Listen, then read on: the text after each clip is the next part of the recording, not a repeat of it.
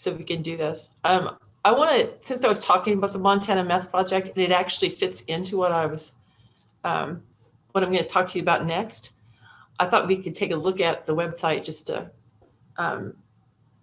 show you some metrics for evaluating how successful your campaign is. Now, I would not expect that your class is going to do anything like this extensive, because notice here that they've been doing this for 15 years, but I want to show you some statistics.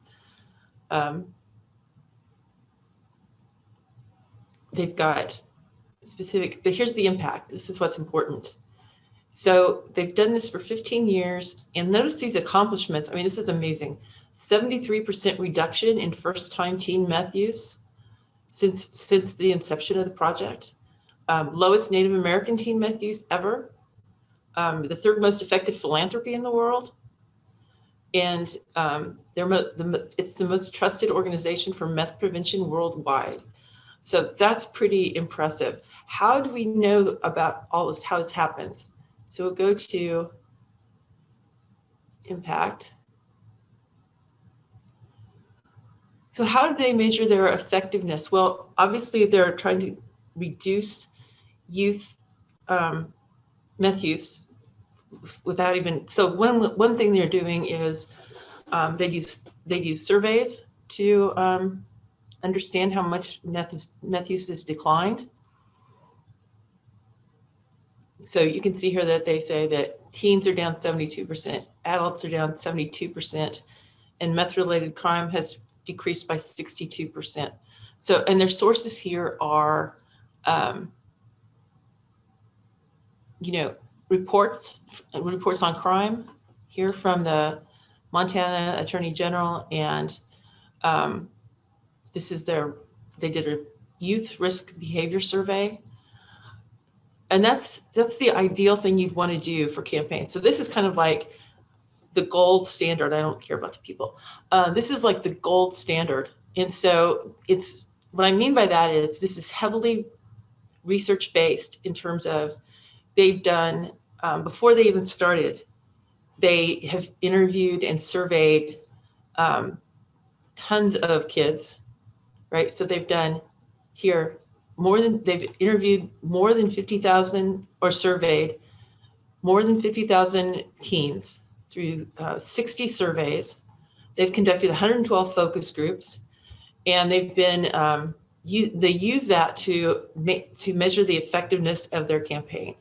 So like I say, it's a really cool, it's a really cool project in terms of seeing how to conduct an actual campaign. And you can actually read their reports here to see the different aspects of their campaign. So they published in the Stanford Law and Policy Review Journal about the project. They've done all kinds of stuff to ensure that the project is credible and useful. So with that being said, I want to go back to, I want to go back to my PowerPoint. Hey, Julie, yeah, kind of along those lines, can I show the folks something real quick? Yeah. So, hold on, let me get this pulled up. So there's a friend of mine that works for Esri, and he's out of the Colorado office. And his name, I don't think we've talked about him in this class before, but his name is Jeremiah Lindemann. And if I've mentioned him before, I apologize, and y'all just tell me.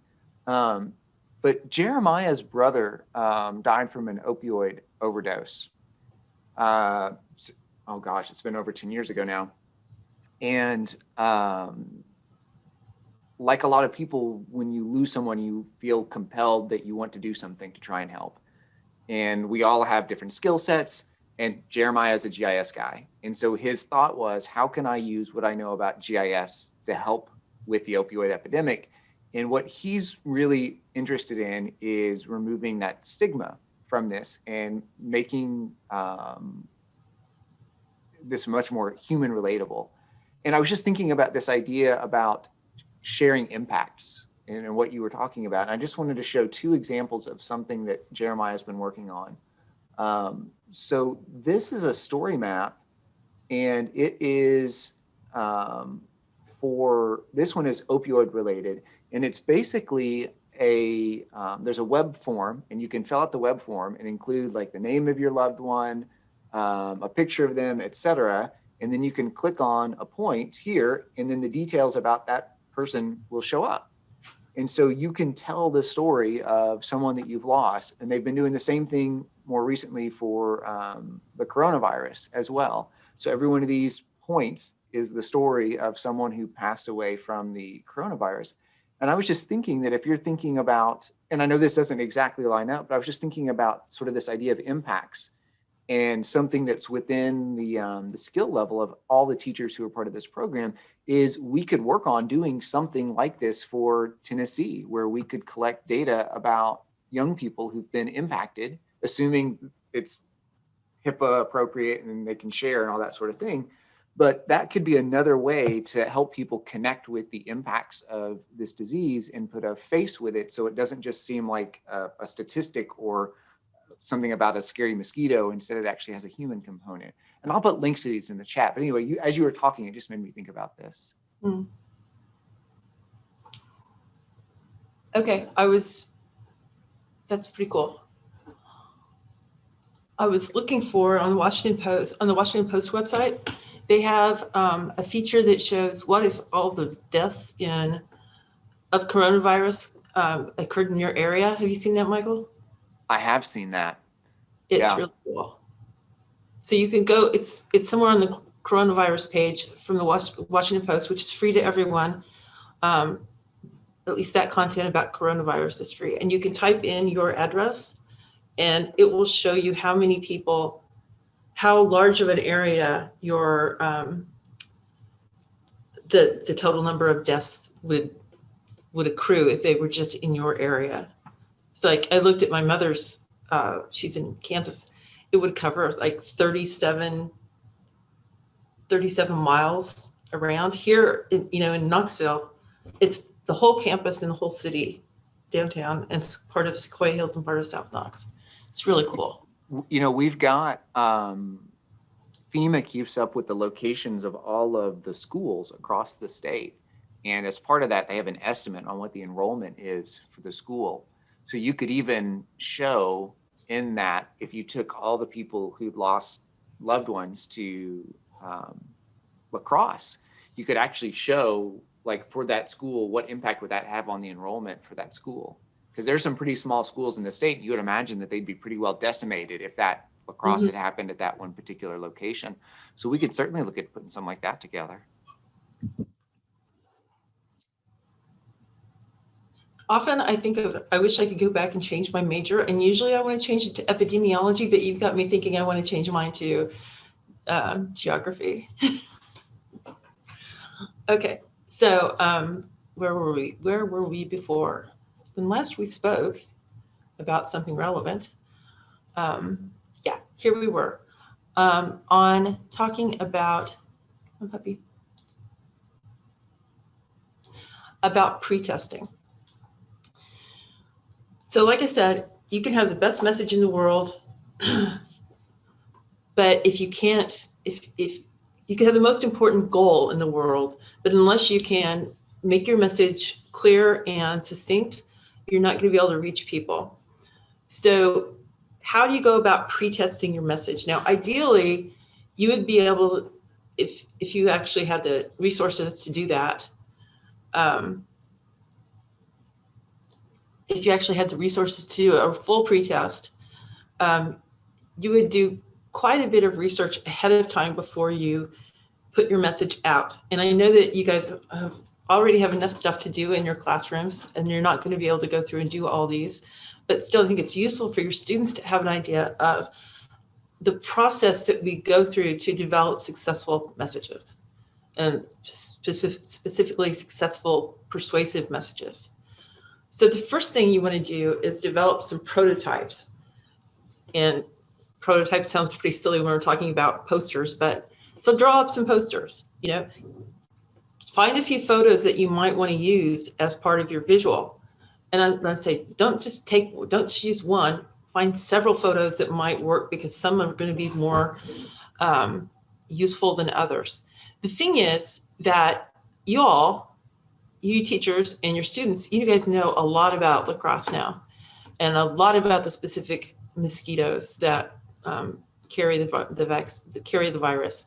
So you're coming from a place of knowing terminology, knowing the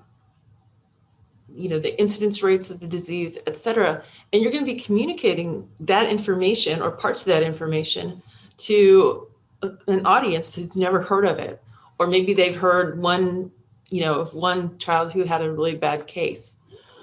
So you've got to keep that in mind, that you guys now have to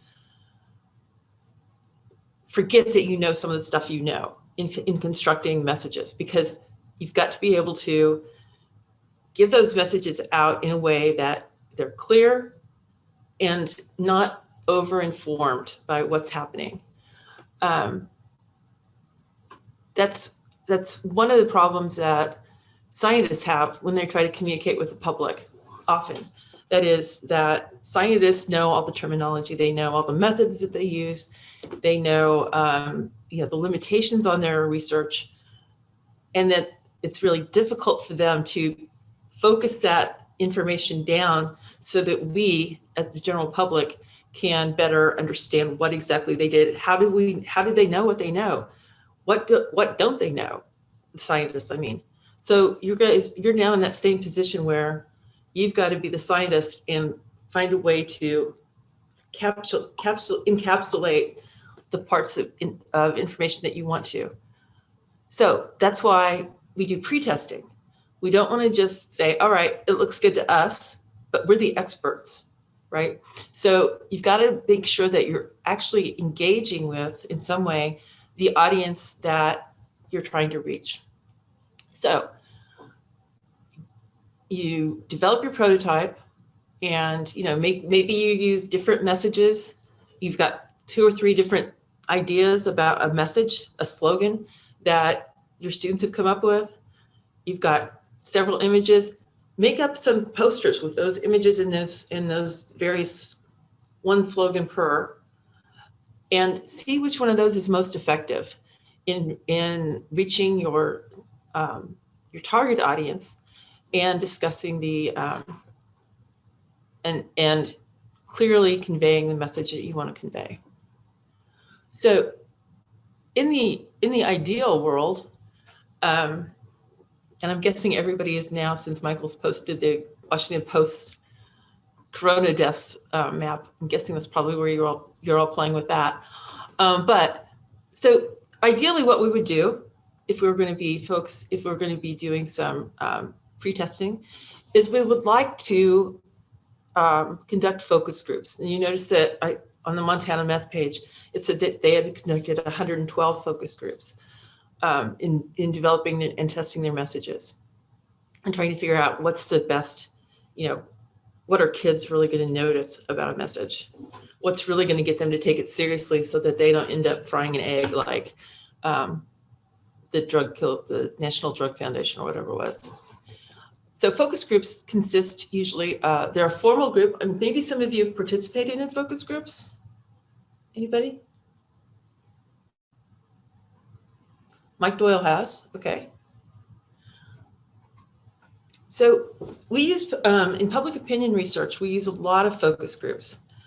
And public opinion research is very similar to message testing. So focus groups are most commonly used in public opinion research, marketing. Tons of marketing and advertising use focus groups, because what focus groups do is generate a discussion about some message or product or issue. And they're they're a formal setting, a formal group. So it's not just, you get 5 or 6 people together and they just talk. It's more formal than that.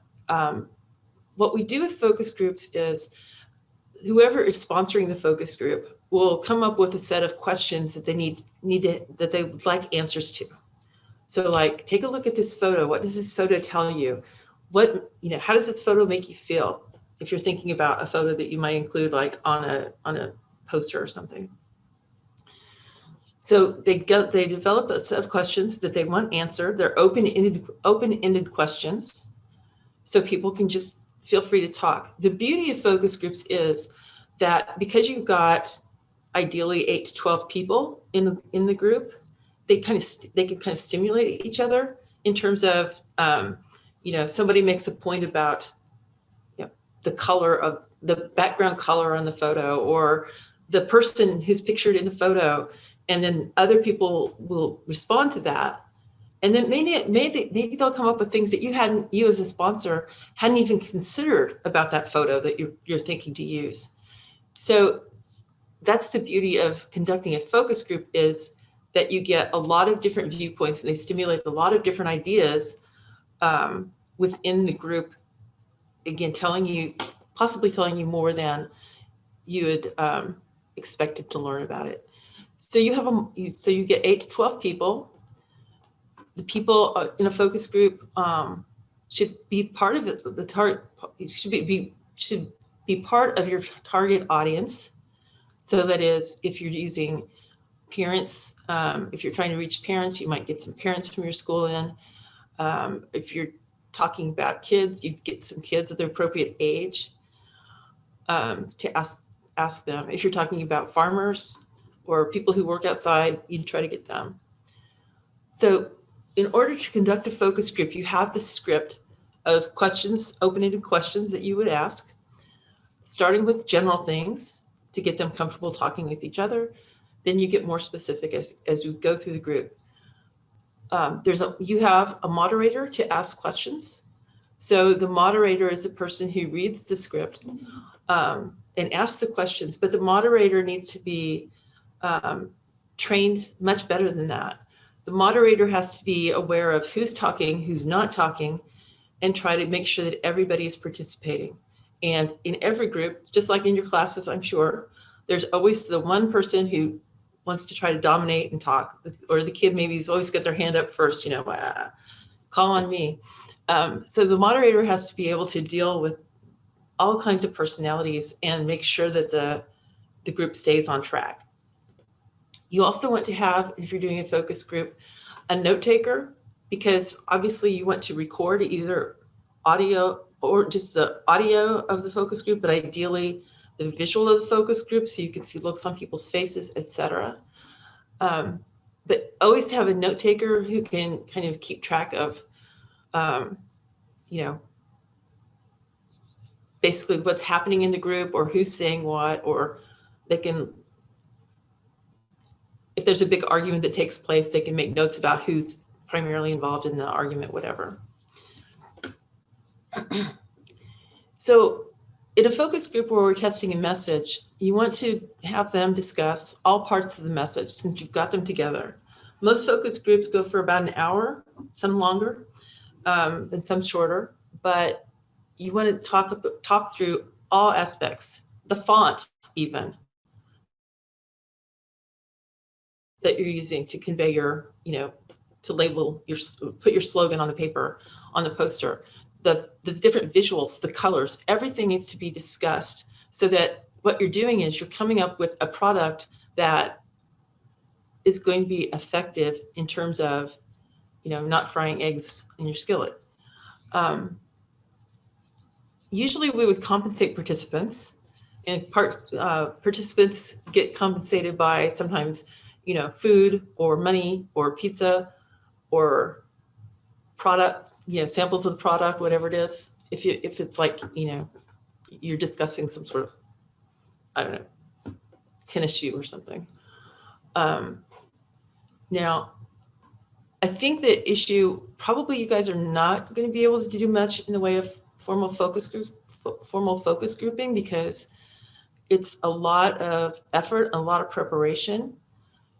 Then you have to analyze the interview, analyze the group discussion and see, okay, what are the major themes that emerge here?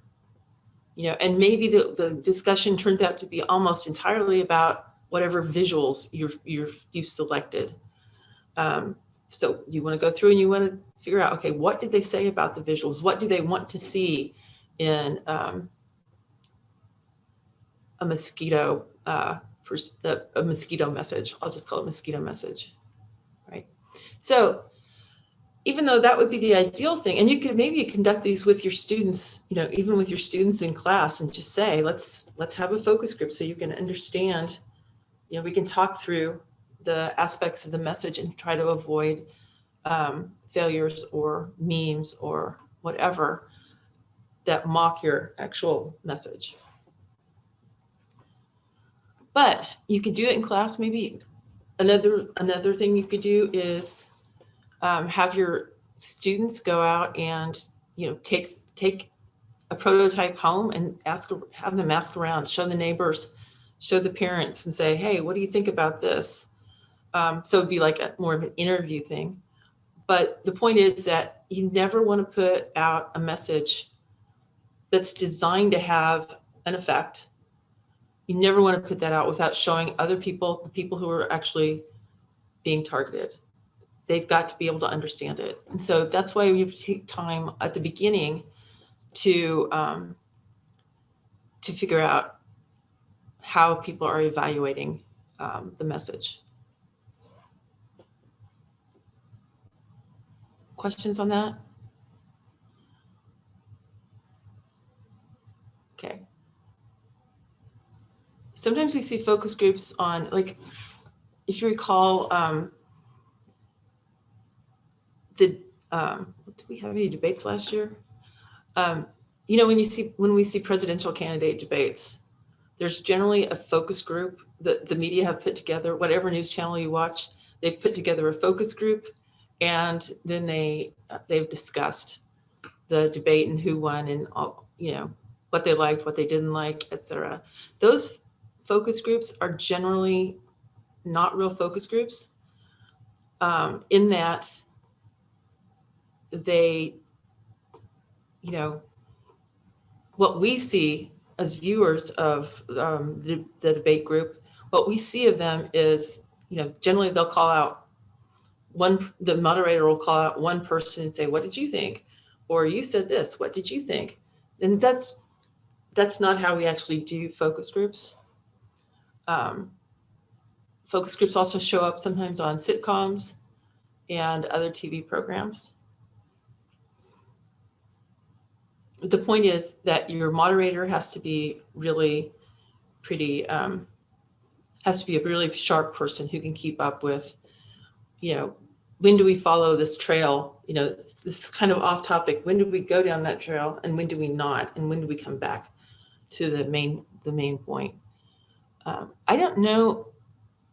Now here at the university, as in, with all publicly funded universities, we have to have human subjects approval before we conduct any kind of research, if that research is likely to be published or presented someplace. Do you all have any constrictions on what sorts of research you can conduct with people?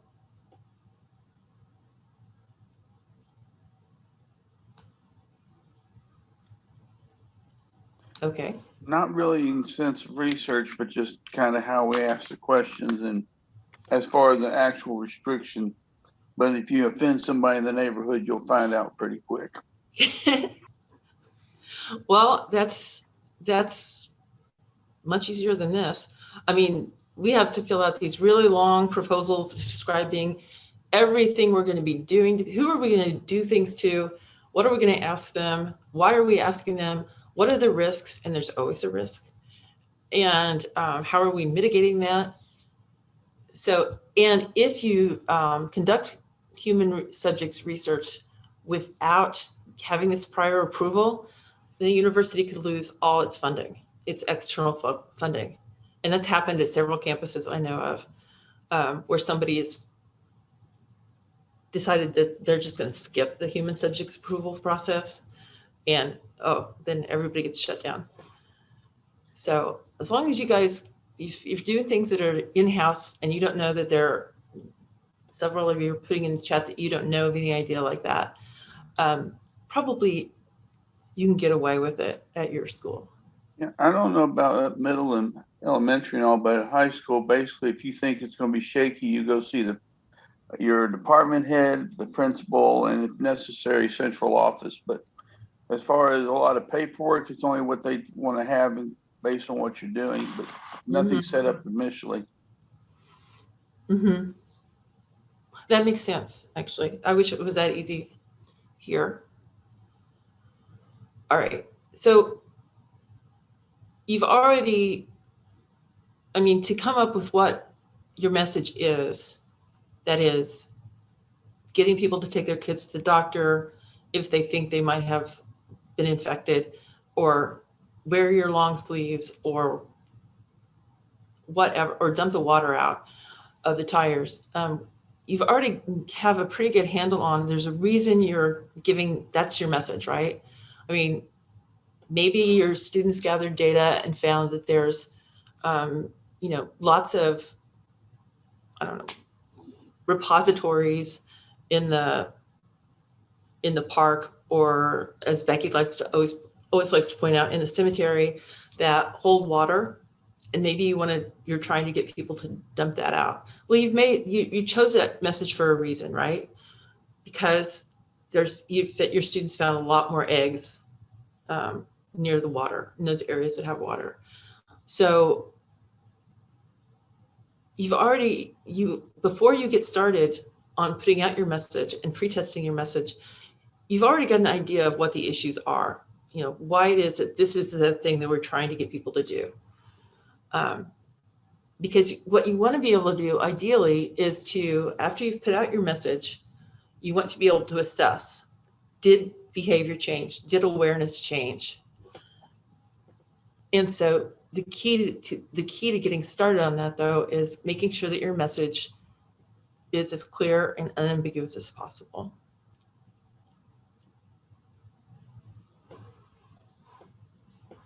Now, why does it? Okay. So in this case, I mean, in your case, it's going to be not so easy to do a focus group, I'm guessing, just because of time and logistics. So you can ask people in your target audience, as I say, have the kids go stand outside the Kroger and ask people as they come in and out, take a look at this. What does it say to you? So that's another way of doing it, of getting some idea of testing your message. And trust me, it's really, really important to do that, because you guys deal with adolescents, that if there's something that can be misconstrued and made fun of, they will find the way to do that, right? College students, of course, never do that sort of thing. I feel like I do this all the time when I write a quiz. And to me, the question makes total sense. Yeah. And then I look at their responses and I'm like, what were you thinking? And then I have to go back and ask them. And then I'm like, oh, I never even thought to interpret my question that way. So I didn't even know I should have thought about it. So it's almost like every time I give a quiz, I get a little focus group response back on the ones I do badly on. Yeah, exactly. That's the same thing. And, I know that when I was doing my dissertation work, I was using a scale that someone else had written, to measure a specific attitude. And so I thought, well, it's been published, there's been many studies done with this scale, and it's been published, all over the place. And yet when this is back in the day of pencils and paper, for surveys. And I handed it out, and there's like 3 students in this large lecture hall who raised their hand and said, what is this word? And I think it was ambiguity. They didn't know what ambiguity was. I'm like, I should have pre-tested that, even though it's been published, it's established. You see Crystal's comment about working with other biology classes in the same school? Oh, I haven't. Yeah. If the target group is people their same age. Yeah, exactly. That's a great idea, Crystal. Or, if they go to church, maybe they could see about getting a focus group together after or before some service. if it's the community is your target, et cetera, et cetera. So there's a lot of ways you can do this, but it really is, like I say, really important. Okay, so message evaluation then. How do you know if your communication was successful? Because just as you want to be sure that when your message goes out, it's really clear, once your message has been out there for a certain period, several weeks, month, whatever, maybe you put your message out in, late April, and you come back and you want to test to see how people's behavior changed over the summer regarding their mosquito habits. Come back and test in June. You wouldn't put out a message the last week of April and then come back 2 weeks later and test to see whether people have seen the message and really paid attention to it and incorporated any behavior change that you're calling for. So what we need to do though, how do you know if your communication was successful, right? So similar to our project, our Megabytes project, that's why we survey you guys all the time, is we have to be able to show that whatever we're doing actually works, or that you're learning things, et cetera. Because if we're not able to show that, provide data to say, hey, this actually worked, this actually did what we wanted, then we're not going to get more funding in the future, right? Okay, would you ask if they saw the message? David says. Yes, if you're going to do, if you're trying to look at raising awareness or changing behavior, ideally, yes, if you're actually going to talk to people, yeah, did they see the message? Have they seen this before? That's a really good place to start. I mean, we can, if we see change, we can infer sometimes that the message was, that they saw the message, but we don't necessarily know that. So if you're going to do a survey, I got survey on here.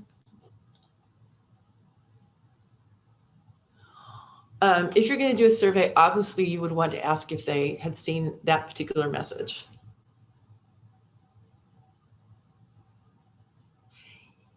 Yes. Okay. Paula says, could we post something to our school Facebook? Could we survey the students? Yeah. I'm just going to talk about survey methods briefly because, again, it's difficult to do. It's very time consuming to conduct surveys. But surveys, if we're trying to raise awareness, sometimes are the only way that we can find out if our message actually worked. Did our campaign actually matter to people? And so surveys, just a couple of, a few rules for you. Ideally, you want a random sample of people to take your survey. I have written here, not just the parents, which, pretty much negates Paula's point about posting something on Facebook. But if your target is your school's parents, then sure, post it on Facebook. Post a link to a survey on Facebook. So the thing is that a random sample such that everyone has an equal chance of participating in the survey, and by everyone, I mean everybody in the population. So let's say you're looking at parents of, your target audience is parents of adolescents. If your target audience is parents of adolescents, then you want to try to get a random sample of that group. The idea being that if we use a random sampling method to obtain our responses, our participants, theoretically that can generalize to the larger population. If everybody had an equal chance of being selected, then we can estimate and generalize the data, the responses, to the larger group. So let's say you get a random sample of, a third of the parents of adolescents in your school. Theoretically, if you've randomly sampled them, so let's say you go through your, the list of students in your school, and you go through and select every 5th student and have those students take the survey home and have their parents fill it out, right? Then you're able to say, all right, we didn't survey all the parents, but we did survey a third of them who were randomly selected. Theoretically, then they represent the whole group. If people are not randomly selected for a survey, then you can't generalize. And maybe in our situation with mosquito messages, maybe we're not so concerned about generalizing. I mean, if you're running for mayor of your town, then you definitely want to make sure that you have a random sample of the population to see who's going to vote for you, right? Because you need to know, is there a point in continuing your campaign? Here with the mosquito messages, maybe we're not so concerned about generalization, in which case you could have all your students take home a survey for their parents to fill out, or post a survey on Facebook and encourage your students to have their parents fill out the survey. That can be okay in that situation. Because really, you're just trying to get some information about, did people see this? Did they understand it? Did they do anything? If you're going to do a true random sample, then it's probably going to be conducted via phone. That is, you call people, or mail surveys. And I know you've all gotten surveys under the guise of telemarketing or promoting candidates that come in through the phone or through the mail, right? It's really difficult to do this. It's time consuming to try to do a phone survey.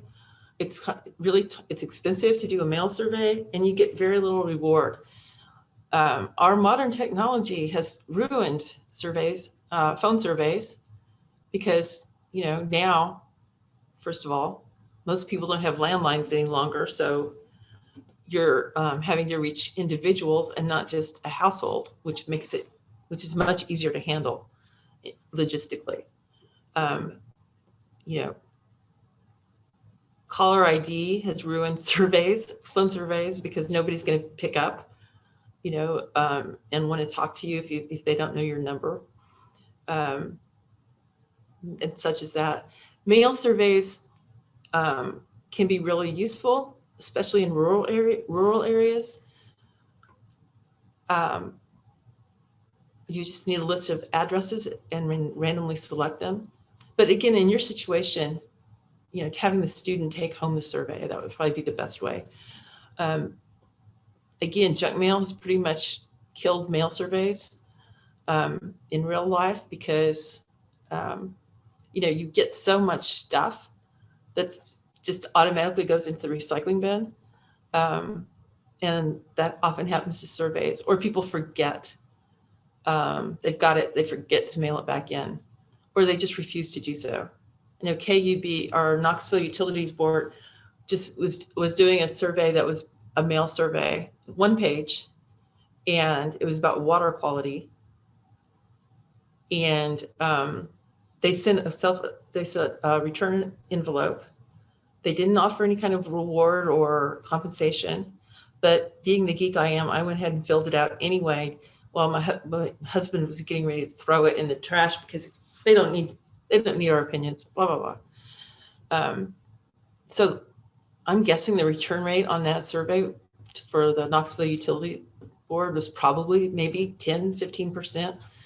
You used to be able to get a much higher response rate in surveys, but like I say, all these developments, technology has really driven back people's willingness to take and participate in surveys. If you do post on Facebook, then you've got to try to have some way to get people to click on that and initiate the survey. So in those kinds of situations, it's much more difficult to get people to, it can be difficult to get people to respond and participate in the survey, because, that's just more work on their part. So it's got to be a topic that they're really interested in. I'm seeing chat.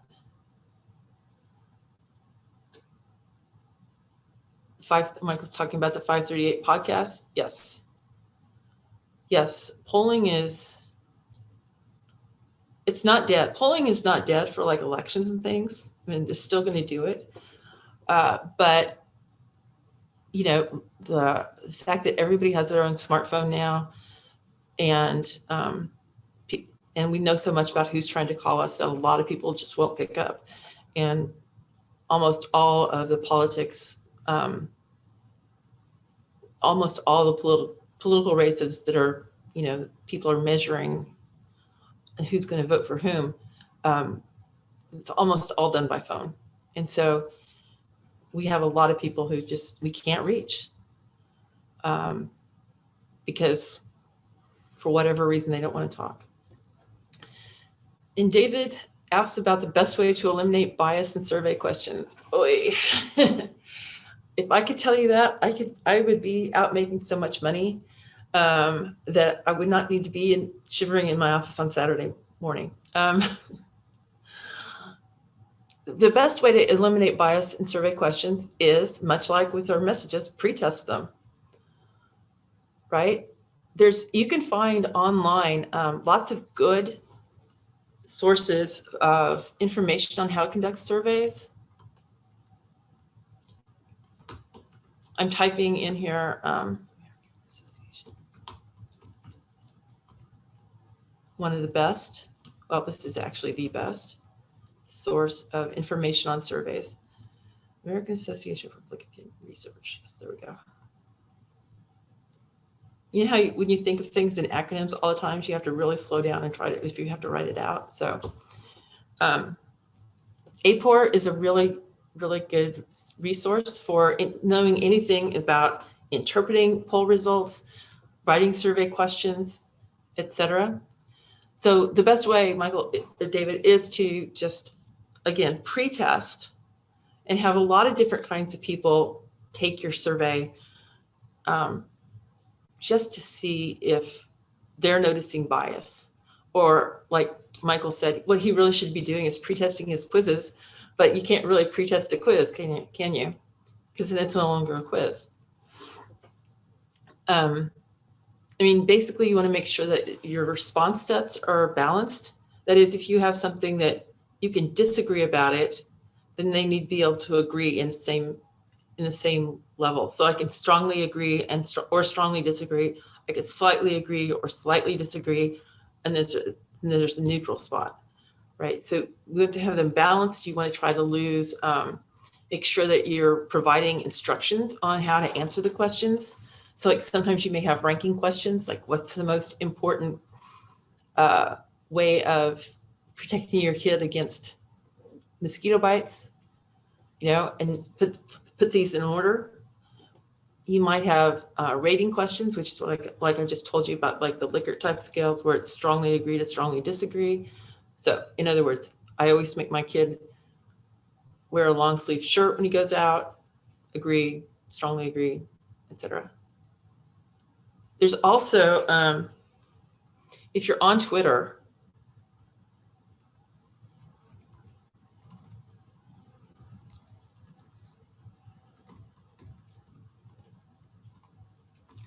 there's an account called Bad Survey Questions, and it's just hilarious because you would think people would be able to see bias or other kinds of issues with surveys before they put them out, but they don't.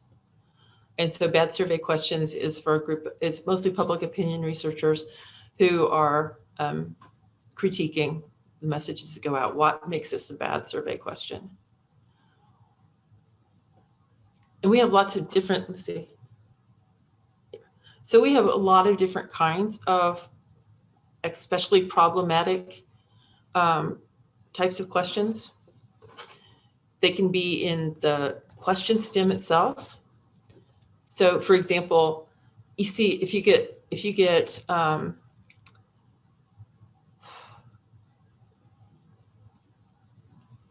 requests from I don't know, like the NRA to join or to give them money, and a lot of times they'll include a survey with it. You know what I'm talking about? So, and the survey question for NRA might look something like most Americans, do you support the Second Amendment? You know, and that's what we call a leading question, because you're saying, like most Americans, So you're suggesting what the answer should be. You could also have bias in the response set. And what I mean by response set is the choices of answers that you make, obviously for closed-ended questions. So I will tell you a brief story. This actually happened to me, and it's an incredible example of bias about the response set. So I used to live in Iowa, and in Iowa, they have the first caucus in the nation for every presidential election. And so Iowans get surveyed to death about politics in the months before the caucus. So in 2007, must have been 2007, there was, if you recall 2007, there was a huge slate of Democratic candidates who were who were trying to run for president. There was Joe Biden, Barack Obama, Hillary Clinton, John Edwards, Bill Richardson, Chris Dodd. Who am I forgetting? And somebody else I'm forgetting. 7 or 8 of them. And so I was going to watch the debate because, being a responsible Iowan, I planned to caucus. I got a call from a national network news organization right before the debate started. And this is like my dream, public opinion researcher's dream. So this new national news organization called me and said, if you're watching the debate, can we call you afterwards and ask you to evaluate the candidates? I'm like, yes, please. Oh, I've been waiting for this my entire life. So I'm taking notes during the debate, blah, blah, blah. So they called me back and they said, well, this is a question I distinctly recall my answer to and their response. And they said, the question was something along the lines of which candidate won on the issue of international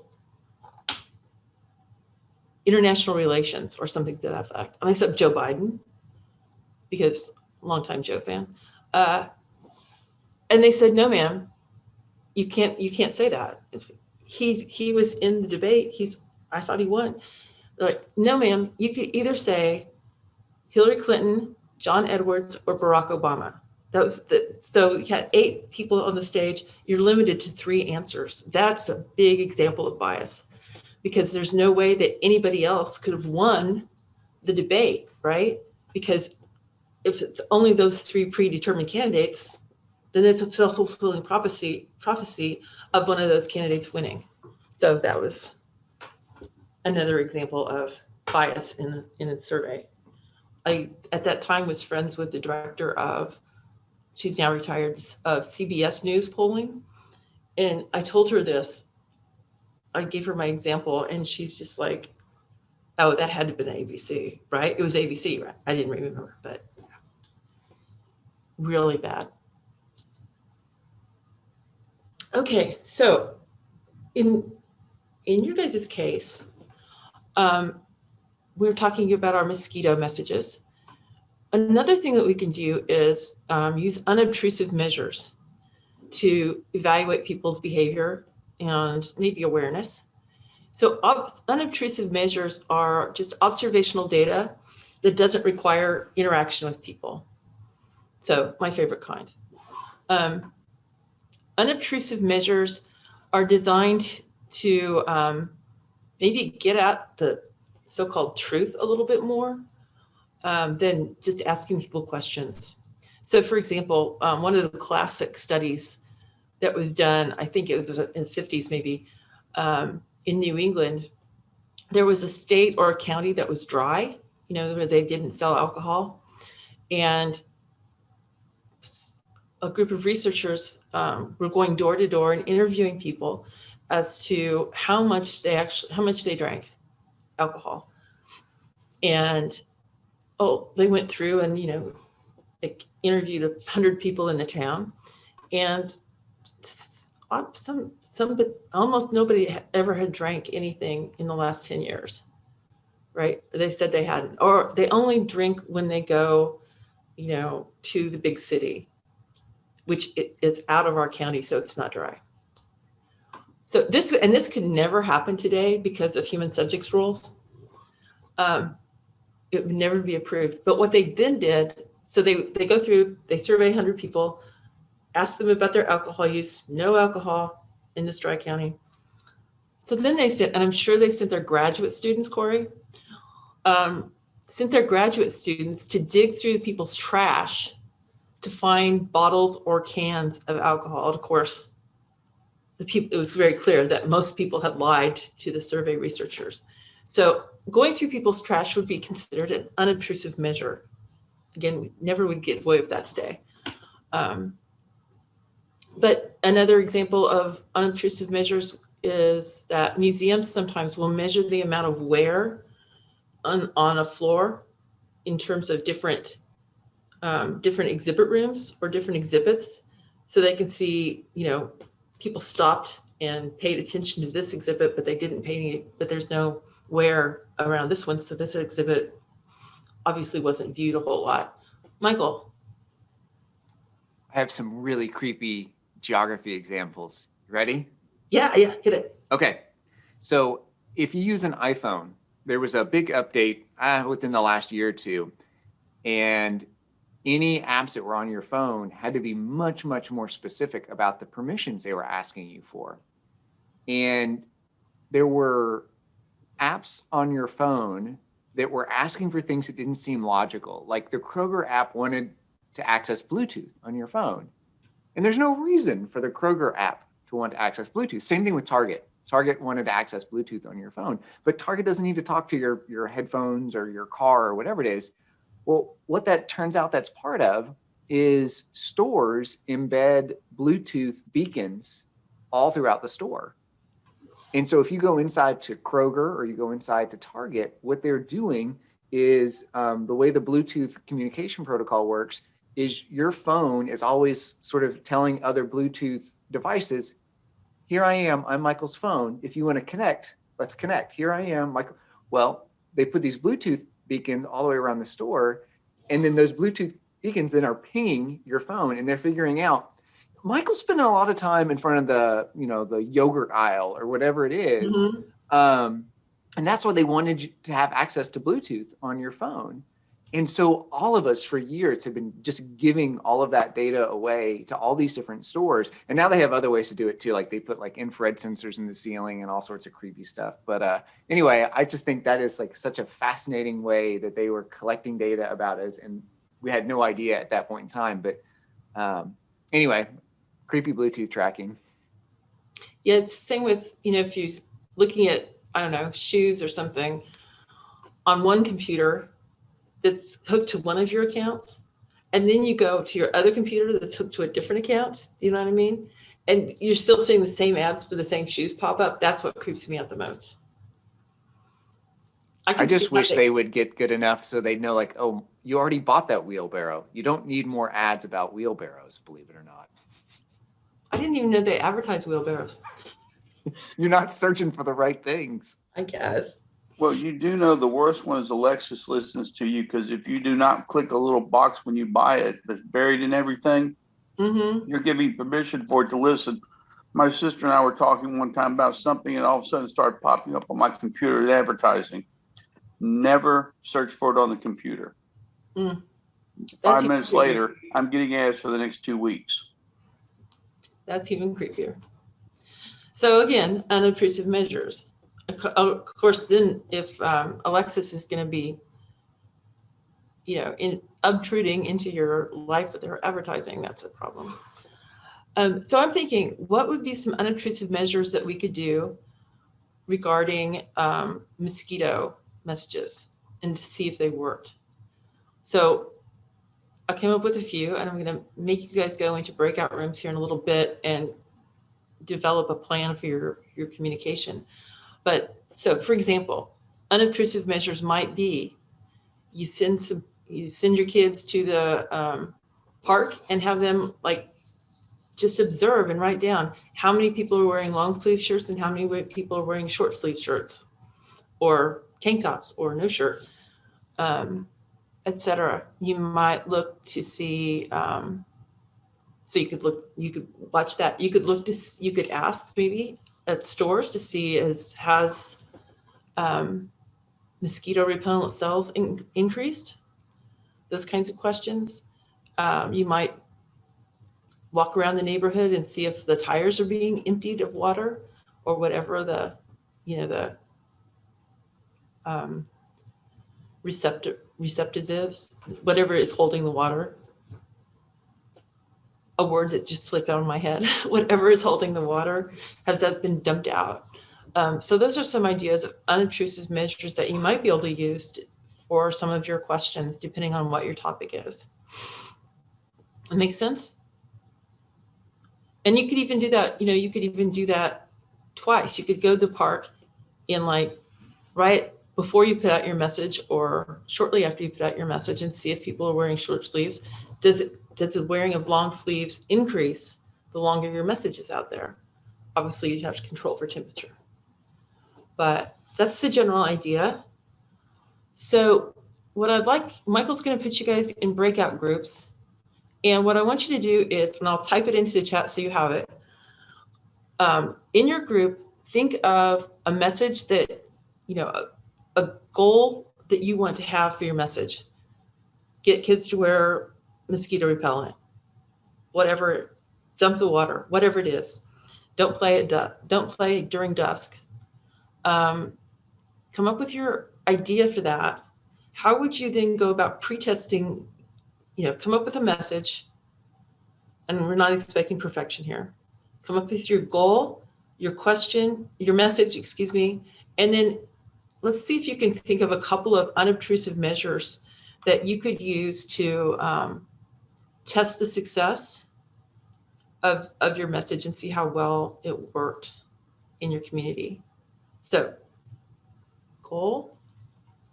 I'm typing it in now, and Michael will put you into the breakout rooms for 15 minutes? Yeah, you want me to just, you want to put folks in about 2 different groups? Yeah, however you want to do it. Okay. So thinking about the fact that, if we use unobtrusive measures, we are inferring that any change in a behavior may have come from people seeing our messages, right?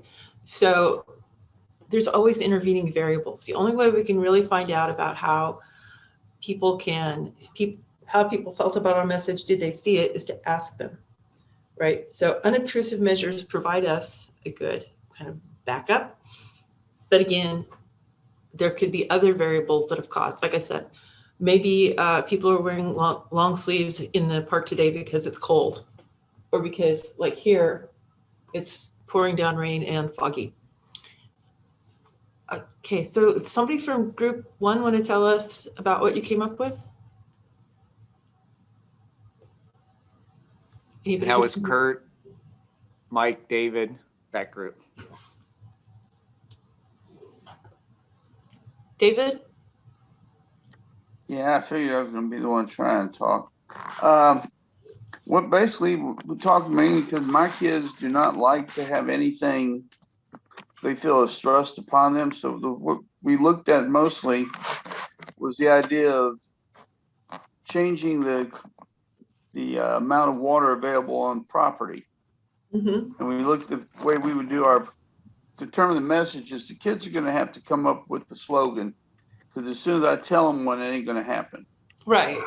And the only one my kids will actually do, I've got one child that doesn't want government tracking them. That's why they won't do the COVID vaccine. So doing anything about changing their behavior from mosquitoes personally, I'm going to have to convince them it's not trying to control them. And that's impossible with this child, trust me. But that is, I'm sorry.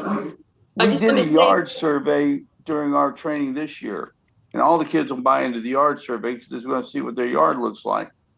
So the idea would be the message was basically be removing the places where mosquitoes can breed, and where we'd have to do it unobtrusively, we'd have to pick public areas to see if the people would start keeping their public areas cleaner.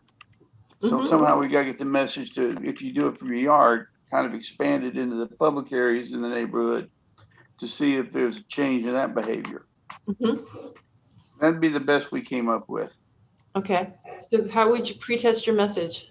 Oh, we do the yard surveys. Or do the Well, yard? pretest to see how well they react to their yard things. Okay, good. Because this is all a matter of manual to begin with. So opinion is great, but if they don't go out and check their yards and start cleaning it, then the message is going to work if they won't even do it. Okay, good. And what about your unobtrusive measures? We just kind of go through that public area. We look at it before anybody really gets going, and then we put the message out and all that and keep it going and just kind of survey the area. I don't know if you do it weekly or bi-weekly or whatever, but just kind of go through and look to see if if it's increasing in amount, decreasing in amount, changing what's there. Because if it's changing, that means it's getting picked up. Right. But it has to be an area that you're not going to have the city just go out and clean up on a weekly basis anyway. It's got to be an area where the neighborhood would be cleaning it up. But as far as doing it obtrusively, you're just going to pick your spots and check them. Yeah. Excellent. And that phenomenon you were talking about it with your students, if you suggest something, they're going to rebel. They don't rebel, they just don't do it. That's almost standard. That's almost standard in ours. If, for example, we have the easiest dress code in the county and they will still violate it royally. No holes in your jeans. So about 15 of them will show up with holes in their jeans just because you said they could. Yeah. Okay. That's known as psychological reactance. Well, it's teenagers. Yeah, psychological, but with our fancy terms, psychological reactance, and that's why a lot of campaigns directed at college students and younger don't work, and they fail because if they feel that their freedom is limited, then and that somebody's trying to tell them not to do something or to do something, then I don't want you to control me, so I'm not going to do it. Oh yeah, this is my 31st year there. Nobody knows them better than you, I bet. Well, we've gone from rural to urban, and we're in the switch, so we're kind of a mix. Oh wow. Great. So that's all sounds really good. What about group 2?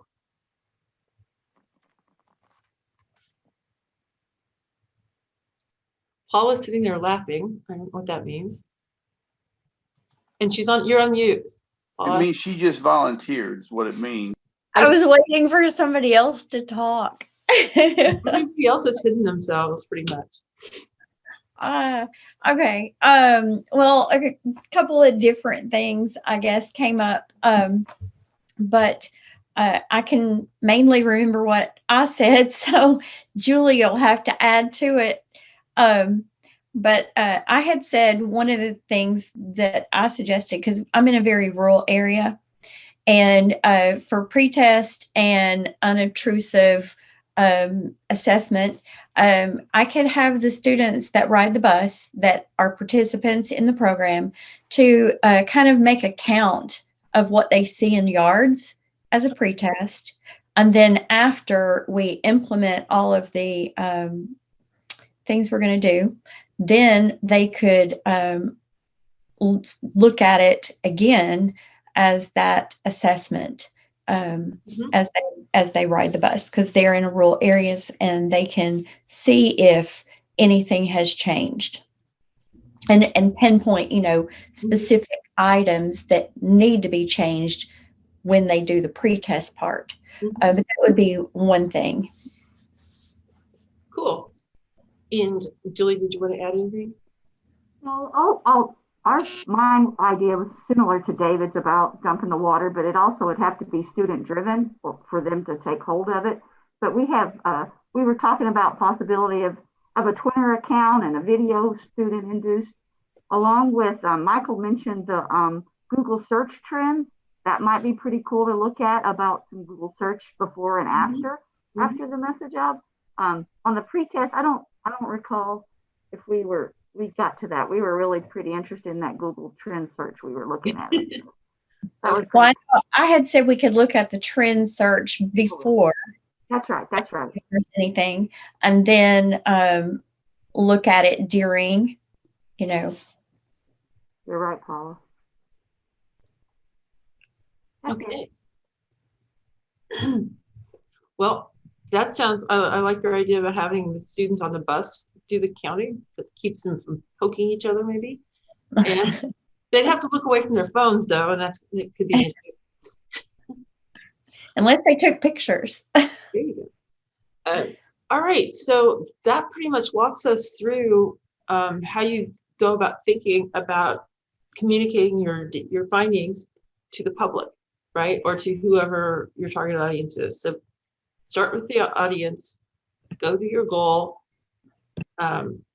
make sure that you know how to determine how you want to reach them, and then test your messages and evaluate your results, which all sounds really easy, and it's not. It can be very time consuming.